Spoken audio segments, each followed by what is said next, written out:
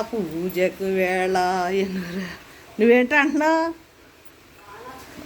వర్షాన్ని కూడా తీయాలంటావా? మా భీమవరంలో పెద్ద వర్షం అండి, అయినా సరే మా చిలకలు వచ్చినాయండి. మా చిలకల వత్తంతో నాకు ఆనందం. నేను ఏ ఊళ్ళోని ఉండలేను.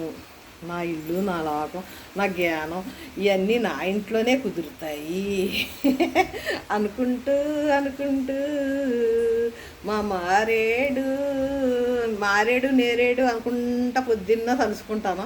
అందుకే నాకు పెద్ద కాయ వచ్చి రోజు మేము అంటాను కదా, మారేడు నేరేడు దువ్వి రవి రావి అని పాట పాడతాను కదా చెట్లకి, దేవతా చెట్లకి మంత్ర పేరు చదివేసి కాస్త నీళ్ళు చల్లుతాను.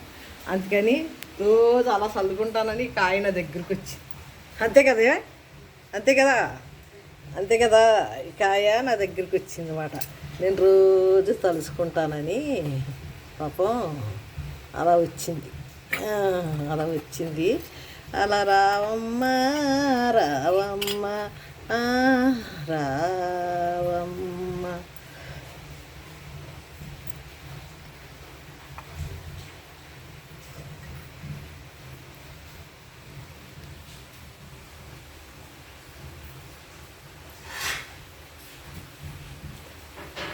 నాకు ఇల్లు స్వర్గం స్వర్గమే, నా ఇల్లు నాకు స్వర్గమే.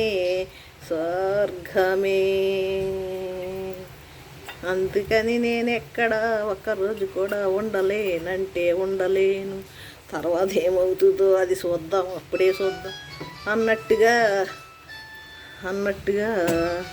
గడుపుతున్నాను.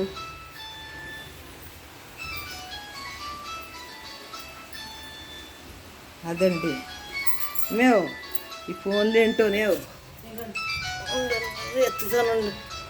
నా శివయ్యకి కసిన నీళ్ళు, శివయ్య రావయ్య బంగారు కొండ, మా శిలకలు వచ్చినాయి అయ్యా శివయ్య. వాన కూడా తీయండి అంటుంది, ఇవన్నీ కాదు వాన కూడా తీయండి అంటుంది. నేనేమో నీళ్ళు వాళ్ళకి మీద అయ్యి వాళ్ళకి మీద అన్నట్టు.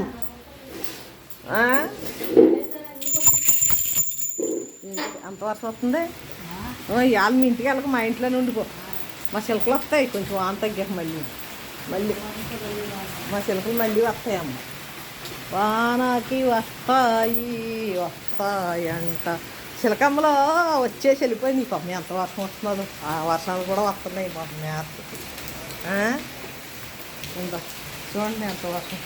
ఇలాగ ఇంకా రాత్రి తెల్లవారులు నిన్న మొన్న రాత్రి నుంచి ఈ వేళ దాకా ఇంకా తగ్గలేదు. మధ్యలో ఒక్క నిమిషం ఆగుతుంది. ఇదే వర్షం గాలి చలిగాలి కూడా వేస్తుంది. మొట్టప్పుడు భీమవరం ఉడికిలే ఉడికి ఈసారి చల్లగా ఉందండి బాబా. ఇవాళ వర్షం వచ్చింది కానీ చల్లగా ఉంది కదా. చిలకంలో రండి లోపలికి వచ్చి తినండి.